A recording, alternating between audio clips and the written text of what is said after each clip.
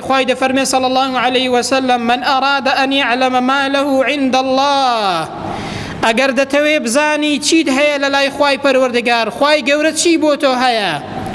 تەماشا بکە ئەگەر دەزانی لە لای خوای دەتەوێت لە لای خوای گەورە چۆن بی تەماشا بکە ئەگەر دەتەوێ بزانی خوای گەورە چی لەلایە بۆ تۆ پێغەمبەری خودای دەفەرمێ فەلینظر ما لله عنده تەماشا بکە تاخۆ ئەتۆ چت لەلایە بۆ خوای گەورە